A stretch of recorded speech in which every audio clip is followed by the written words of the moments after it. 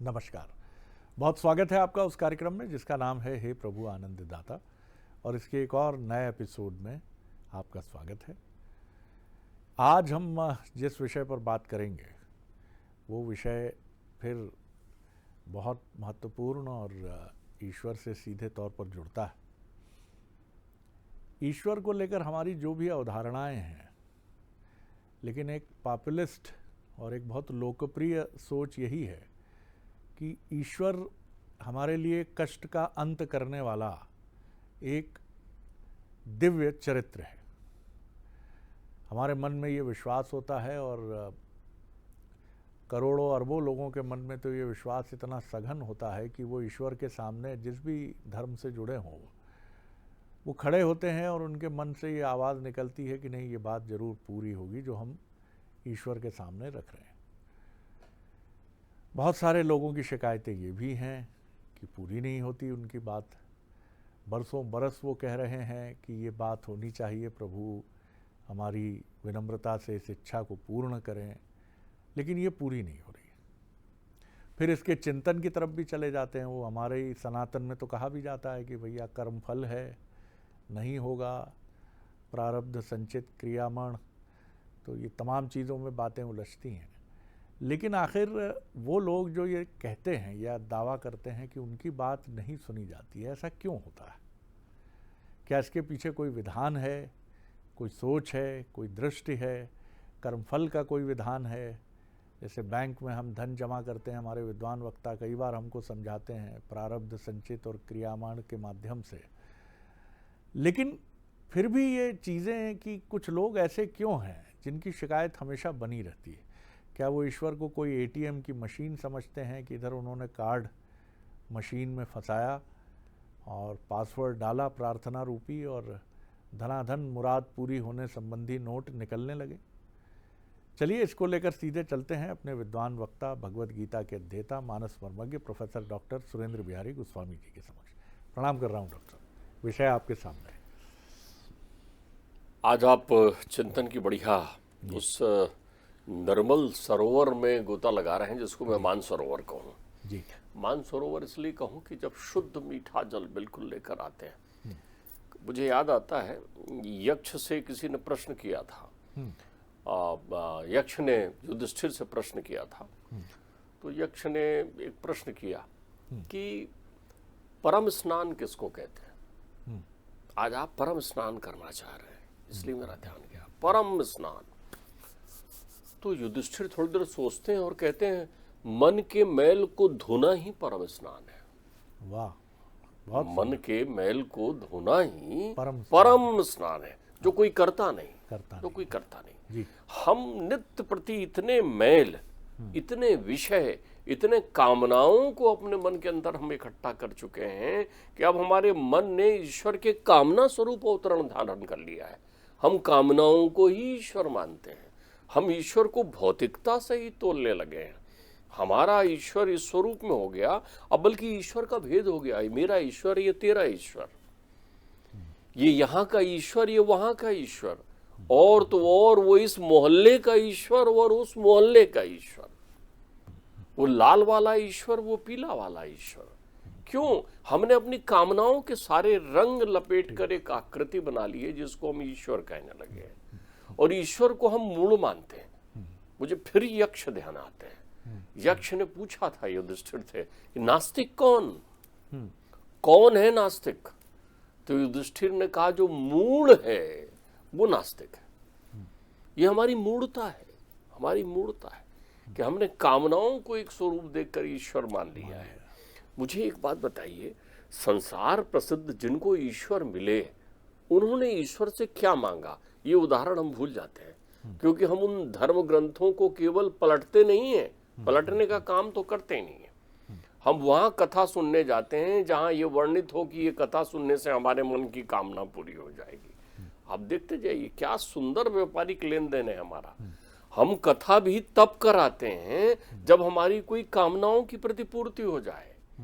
हम सुनने भी तब जाते हैं जब हमें मालूम चलता है कि फलाने महाराज की कथा सुनने से रोग ठीक हो गया, फलाने महाराज की कथा सुनने से शोक ठीक हो गया, वो सफलता मिल गई, वो बच्चा पास हो गया, तो हम कथा सुनने जाते हैं भीड़ करने के लिए। वहां ईश्वर को सुनने कौन जा रहा है? ईश्वरत्व को जानने कौन जा रहा है? वहां परमात्मा से मिलने की अनुभूति, श्रवण का अमृत पान करने कौन जा रहा है? कौन सुधीशील जा रहा है? तीर्थों की इतनी यात्रा करते हैं शरद जी, कमाल हो गया कि तीर्थों का निर्मल जल वो पॉलीथीन और हमारे फेंके हुए कचरों से भर गया है, भरा पड़ा है, आप्लावित है, क्योंकि सबकी होड़ लगी हुई है कि जो जितना चढ़ाएगा उसको ईश्वर उतना कुछ दे देगा। कमाल है। हमने उस परम स्नान को प्राप्त नहीं किया है तो मन शुद्ध नहीं है, तो उन स्नान करने से हमको क्या फायदा होना है? हमारे घर में हमने ईश्वरों का दिन निश्चित कर दिया है। शनिवार को फलाने ईश्वर मिलेंगे, मंगलवार को फलाने ईश्वर मिलेंगे, बुधवार को अमुक ईश्वर की आराधना करना है। आप देखिए हम कितने द्वैत हो गए हैं। इसमें डॉक्टर साहब एक चीज़ और जो समझ में आती है कि जो फॉलो करने वाला है उसके लिए तो ये बात जैसा आपने कहा कि भेड़ तंत्र है, भेड़ जैसे चलेगी पीछे वाला रेवड़ भी वैसा ही चलेगा, वो ये नहीं सोचेगा कि आगे गड्ढा है। आखिर ये बताया किसने कि ईश्वर एटीएम मशीन है?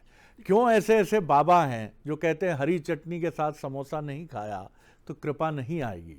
क्यों एक लोटा जल जीवन बदल देता है? ये कहाँ से आ रहे हैं ये स्रोत? देखिए, ये वो चिंतन है जिस पर बात करने से हमारे अंतर मन में पूर्वाग्रह आ सकता है। और इस कार्यक्रम का मूल स्रोत है कि हम बीमारी की चिकित्सा करें, बीमारी के लक्षणात्मक दोषों की ओर ना जाएं कि बीमारी क्यों लेकर आ रहे हो।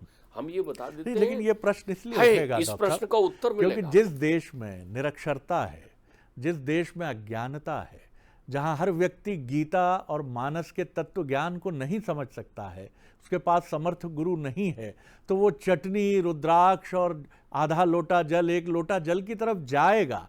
मैं ये नहीं कह रहा हूं कि वो सारे लोग त्रुटिपूर्ण हैं, उनको रोका जाना चाहिए, लेकिन ये व्यवस्था तो होनी चाहिए हमारे शैक्षणिक पाठ्यक्रमों में कि हम वास्तविक स्वरूप तो समझें ईश्वर का, वो क्या है। देखिए कितनी अच्छी बात आपने कही, लेकिन इस मंथन से मैंने मोती चुना। सबको यही मोती चुनना चाहिए। ईश्वर सरल को मिलते हैं, ईश्वर सहज को मिलते हैं, ईश्वर मूढ़ को मिल जाते हैं, लेकिन कौन मूढ़? जानबूझकर बना हुआ नहीं, जो समर्पित भाव से मूढ़ है। श्रीमद् भागवत में तो एक सुंदर बात कही है। उनसे पूछा गया कि इसका भागवत नाम क्यों रखा है। राजा जनक ने नव योगियों से पूछा कि महात्मन इसका नाम भागवत क्यों रखा है? तो उन्होंने वो कहते हैं ये वे भगवता प्रोक्ता उपाय आत्मलब्ध है। ये चूंकि भगवान के द्वारा कहा गया हुआ है, चाहे गीता हो भगवान के द्वारा कहा गया है, चाहे वेदवाणी है भगवान के द्वारा कहा गया है, इसलिए ये भागवत है। बोले किसके लिए कहा है? अंजा पुंसा अविदुषाम वृद्धि भागवतान हितान। वो कहते हैं जो सहज है, जो सरल है, जो मूढ़ है। अब हम आते हैं आपके इस प्रश्न की गहराइयों में उतर करके कि भगवान जिनको मिले और जिनकी सुनी, वो कैसे मिले और क्या सुनी। एक नजर तो कभी डालने की कोशिश करिए। भगवान ध्रुव को मिले तो ध्रुव क्या चाहता था? क्या ध्रुव भगवान को चाहता था या भगवान से चाहता था? ये चिंतन करना होगा। भगवान प्रहलाद को मिले तो प्रहलाद क्या चाहते थे? प्रहलाद साम्राज्य चाहते थे या भगवान चाहते थे? ध्यान रखिएगा, हम स्वयं से मिलकर क्या चाहते हैं? भगवान से मिलने का अर्थ होता है स्वयं से साक्षात्कार। आत्मा आपके शरीर से निकलकर एक परमात्मा का स्वरूप धारण कर लेती है, तब वहां विकार कुछ भी नहीं होते। वो दिव्य रोशनी का प्रकाश पुंज जब आपके पास सामने आता है तो तुम उससे आवाहन करते हो कि आ शरीर में आ जा फिर से। तो फिर से शरीर बनना चाहते हो, मलमूत्र का भंडार आप उनसे मांग रहे हो, उनकी प्रक्रियाएं कर रहे हो। आपको लगेगा नहीं ये प्रहलाद और ये तो अच्छा, वो गज ने मांगा तो क्या मांगा? अच्छा चलिए बहुत दूर जाते हैं, मीरा को ईश्वर मिले, मीरा ने क्या मांगा? मीरा ने क्या मांगा? वो जो परम तत्व ईश्वर से हमें चाहिए है, उस तत्व को हम लोग विरक्त रहते हैं। ईश्वर जो है वो परम तत्व है जो आपके पीछे घूम रहा है कि एक बार वो छूना चाहता है तो आप कहते हैं छुइए नहीं, दूर से देखिए, बल्कि हमको और आवरण दे दीजिए। तो परमात्मा जब आपको आवरण नहीं देता, पर्दा आपके पास से हटाना चाहता है, तो आप कहते हैं और पर्दा नशीन बना दीजिए। ताकि हमको आप दिखे ही ना, तो हमें क्या दिखे? संसार। तो आप एक लोलुप, एक लोभी, एक कामी, एक क्रोधी, एक तृष्णावान बनकर ईश्वर के समक्ष जब प्रस्तुत होते हैं, तो ये तो सारे विकारों का बोझ लेकर आप प्रस्तुत हुए ना। फिर आपने ईश्वर का ईश्वरत्व की अनुभूति नहीं की। इनमें वही सफल होता है जो ईश्वर को जानना चाहता है। वल्लभाचार्य कहते हैं, कामेन कर्म नाशा। आप कर्महीन हो गए, ईश्वर कर्महीन को नहीं मिलते। ध्यान रखिएगा, रैदास चमड़े का काम कर रहे हैं, तुकाराम जो है बर्तन बनाने का काम कर रहे हैं, बुनकरी का काम कर रहे हैं कबीर। ध्यान रखिएगा, जिसका जो कार्य है वो करिए। दक्ष को, प्रतापी को, पुरुषार्थी को ईश्वर मिलते हैं। तो धनवान को ईश्वर मिलते हैं ऐसा नहीं कहा है। प्रतापी, पुरुषार्थी, जो कर्मशील है, जो लगन के साथ लगा है। तो क्या आप अपनी नियमितता में पुरुषार्थी बनकर ईश्वर के पास जाते हैं? एक विद्यार्थी जो नित्य पढ़ता हो, समय पर उठता हो, किताबें पढ़ता हो, बड़े अनुशासन और मर्यादाओं के साथ रहता हो, जब वो ईश्वर को नमस्कार करता है ना, तो प्रातः ईश्वर जाग कर उसको देखते हैं, ये ब्रह्मचारी कहाँ जा रहा है? ब्रह्मचारी, ब्रह्म को जानने के लिए, ब्रह्म के प्रति विचरण करने वाली ज्ञान पथ का पथिक कहाँ चला जा रहा है? तब ईश्वर वहां देखता है। वहां पर कामेन कर्म नाशा। ध्यान रखिएगा, क्रोधेन ज्ञान नाशनम। अब आप जो है क्रोध से भरे हुए हैं, उससे मांगने ये जा रहे हैं कि ये जो है तामसी वृत्ति के साथ ईश्वर के पास जा रहे हैं, उसका नाश हो, उसका सर्वनाश हो। तो आप तो ज्ञान विहीन बनकर जा रहे हैं ना। तो कहाँ वो आपको ज्ञान की किताबों में ईश्वर दिखाई पड़ेंगे? ब्रह्म अक्षर समुद्भवम। वो तो अक्षर में ब्रह्म बनकर बैठे हुए हैं, ज्ञान बनकर तेरे अंतर चिंतन में आना चाह रहे हैं। ज्ञान जो परमात्मा की अनुभूति कराए, तो तुम तो विरक्त होकर उसे देख रहे हो ना। तो आवरण आ गया सामने, ईश्वर नहीं दिखते तुम। कण-कण में, घड़-घड़ में बैठे हुए ईश्वर प्रत्येक व्यक्ति को दिखने लगेंगे। ध्यान रखिएगा, ईश्वर दिखने के बाद कोई नाचता हुआ ये नहीं बोलता कि मुझे ईश्वर दिखते हैं। वो नाचता भी है तो उसे मालूम नहीं होता कि वो नाच रहा है। मीरा प्रेम दीवानी बनकर नाच रही है, लेकिन कभी इस स्वर में नहीं कह रही कि ठाकुर जी मुझे कल दिखे, ठाकुर जी से मुझे मुलाकात हो गई और तुरंत वो वहां बैठ जाए, चले आओ ठाकुर जी मुझे मिल गए, मैं चमत्कार दिखा रही हूँ। ये नहीं कर रहे। ये हमारे यहाँ भास, विक्षेप और पाखंड है। ठीक बात है। कभी भी धन के प्रति उत्तर से ईश्वर का जुड़ाव नहीं है, लौकिक धन के प्रति उत्तर से।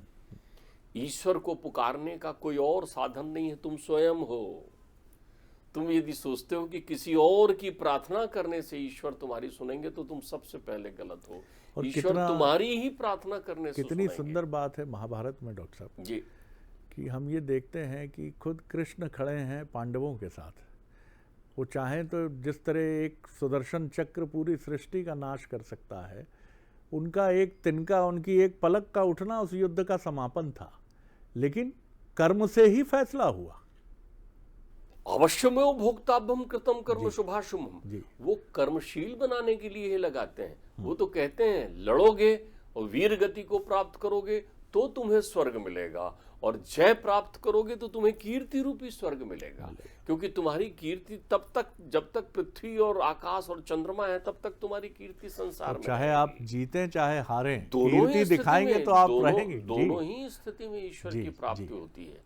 और जो घट-घट में रमने वाला है, अब यहाँ एक चिंतन और आता है स्थान सिद्धि वहां आपको भावनात्मक तरंगों के माध्यम से जोड़ता है। जब आप वृंदावन में जाते हैं तो एक सुखद अनुभूति कि आपके अंतर चित्त में आती है हवाओं के साथ कि यही कान्हा ने कहीं बांसुरी बजाई थी।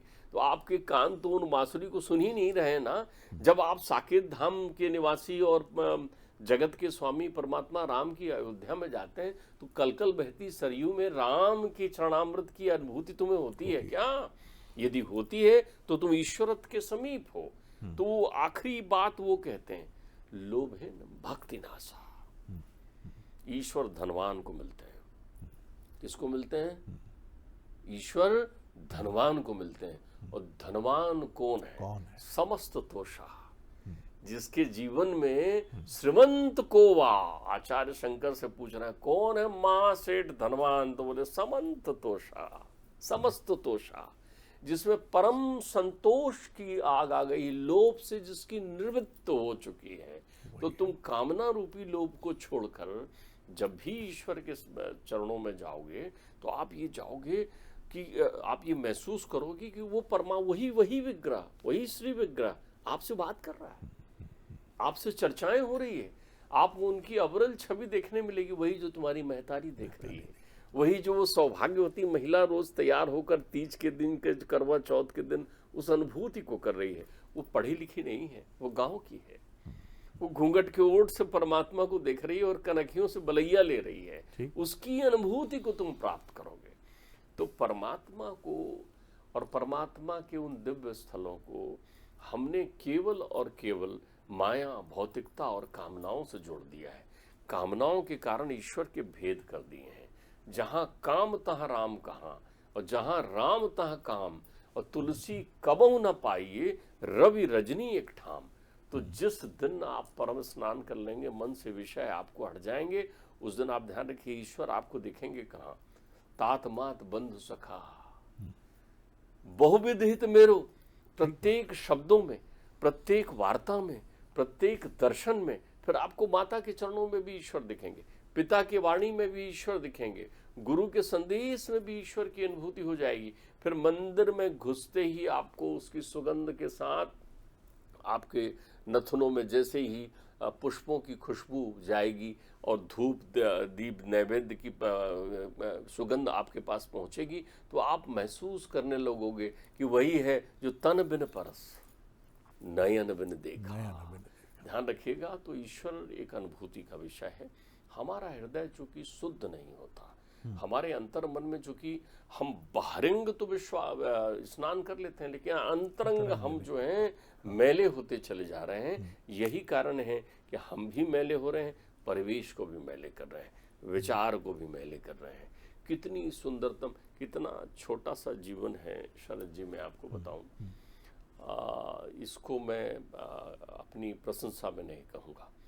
पिताश्री ये बात कहा करते थे कि महज 100 वर्ष के जीवन में शायद 25-30 वर्ष का समय तुम्हें अतिरिक्त समय निकाल के अध्ययन करने के लिए मिले। और कितनी अपरिमित संपदा है। ईश्वर का पता बताती वो किताबें जो हैं, वो ग्रंथ जो हैं, तुम्हारे घर में ही रखे हैं। तुमने कभी पन्ना नहीं पलटा, पूजा करके पिंड छुड़ा लिया। तुम जानना नहीं चाहते। आप देखिए, मेरे यहाँ तो उस जमाने में एक पत्रिका आती थी कल्याण, गीता प्रेस गोरखपुर से छपती है। क्या आपके घरों में हैं ऐसी कोई किताबें वहाँ से जो आई हुई? आपने अध्यात्म की कोई किताबें, अध्ययनों अध्यायों, सुसंद्रो अध्यायों, स्वाध्यायों पढ़ा क्या? और सावधान, अपने ज्ञान को गूगल गुरु के लिए समर्पित मत करिए। बिल्कुल। आप थोड़ी समय निकाल करके, और मैं तो कह रहा हूँ इन सब से हटकर बड़े लगन के साथ आज ही संकल्प लीजिए कि आप तुलसी कृत रामचरित मानस को दोहों में न समझ में आए तो उनके नीचे जो शाब्दिक हिंदी में लिखा हुआ है, अरे रोजीना पढ़ना शुरू करिए। मैं आपको विश्वास दिलाता हूँ कि जैसे ही मानस इतिश्री होगी, आपके जीवन में मंगल होगा और आप उसकी अनुभूति करने लगेंगे। वाह डॉक्टर साहब, वाह। और जब हम ये चर्चा कर रहे हैं तो मध्य प्रदेश के ही नहीं, देश के एक अद्भुत संत जिन्होंने नर्मदा के किनारे अपना एक ठिकाना बनाया, नाम सिया राम बाबा। मैं जीवन में इस पड़ाव तक आने के बाद अनेक संतों से मिला हूँ, और इन संत से मिला, कहा जाता है 100 वर्ष से अधिक उम्र है उनकी, रही 100 वर्ष से अधिक उम्र। शरीर कमान की तरह झुक गया था, दोहरा हो गया था शरीर एकदम झुक कर। ये त्वचा जो है ये लटक गई थी, शायद अवस्था उम्र की इतनी थी, पूरी झूलती थी स्किन। पैर में इतना बड़ा घाव था कि हड्डी दिखती थी। कहा जाता है 4 बजे नर्मदा स्नान के दौरान मछलियों ने उनके पैरों को जख्मी कर दिया। 12 वर्ष मौन रहे, वटवृक्ष के नीचे खड़े होकर रामायण पढ़ते रहे, बोले नहीं किसी से। 12 वर्षों के बाद जो पहला शब्द निकला वो था सिया राम। 10 रुपए लेते थे सिर्फ, 10 रुपए, चाहे आप 10,000 दे दीजिए तो आपको 9,990 रुपए गिन के ये वृद्ध संत बड़ी गरिमा से, नहीं चाहिए, पोपले मुंह से, इससे अधिक नहीं चाहिए। इस 10 रुपए का भी इस्तेमाल उस क्षेत्र में स्वास्थ्य सुविधाएं और लोगों के कल्याण के लिए। कोई अनुचर नहीं, कोई बड़ा आश्रम नहीं, एक टीन का शेड जिसमें एक छोटा सा पुराना सा कूलर, चाय बनाने के लिए एक स्टोव छोटा सा, और चाय खुद बनाते थे।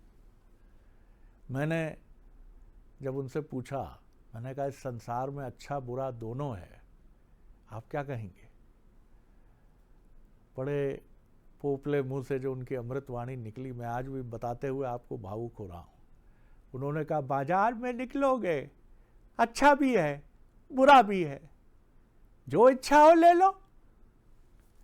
मैंने कहा बड़ा भ्रम रहता है बाबा, समझ नहीं आता किस राह चले। तो बोले देखो, मन जो है अर्जुन है और आत्मा कृष्ण है, किसकी सुनोगे? मन की सुनोगे तो कहेगा वापस भागो, छोड़ो, पलायन करो, और आत्मा रूपी कृष्ण जागृत होगा तो वो कहेगा कि लड़ो, न दैन्यम न पलायनम। बाबा जी आपको प्रणाम कर रहा हूं। संतों के बारे में मैंने बहुत सुना, मैं कोई तुलना नहीं कर रहा हूं, संतों की क्या तुलना करेंगे, लेकिन आपका जीवन जैसा था मैंने तो नहीं देखा ऐसा जीवन, जो अपने शरीर को कष्ट देकर आगे बढ़ता रहा।